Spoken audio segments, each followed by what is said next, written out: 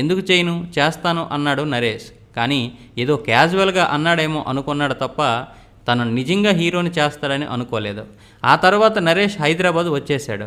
అప్పుడే ఈవీవి గారు చాలా బాగుంది సినిమాకి మొదటిసారి ప్రొడ్యూస్ చేస్తున్నారు. దానికి ఆయనే డైరెక్టర్ కూడా. నరేష్ ఈవీవి గారి దగ్గరికి వచ్చి, నాన్నగారు, నేను మన సినిమాకి క్యాషియర్గా పనిచేస్తాను, ప్రతిదీ మీ పర్మిషన్ తీసుకునే చెక్ ఇష్యూ చేస్తాను, పైగా మేనేజర్స్ కూడా మనవాళ్లే కదా అని రిక్వెస్ట్ చేశాడట.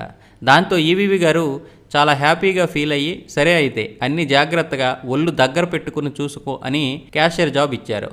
ఆ సినిమా 100 డేస్ ఫంక్షన్కి రవీంద్ర భారత్లో నిర్వహించినప్పుడు ఆ ముందు రోజు రాత్రి ఇంటికి కూడా వెళ్లకుండా రవీంద్ర భారత్లోనే శ్రీకాంత్, నవీన్ ఫోటోలతో పాటు ముఖ్య అతిథిగా వచ్చిన అమితాబ్ బచ్చన్ గారి కటౌట్లు కూడా కట్టిస్తూ అక్కడే స్నానం చేస్తూ ఆ రాత్రి ఉండిపోయాడు. ఆ ఫంక్షన్ రోజు అమితాబ్ బచ్చన్ గారు వచ్చి అందరికీ షీల్డ్లు ప్రదానం చేసినప్పుడు క్యాషియర్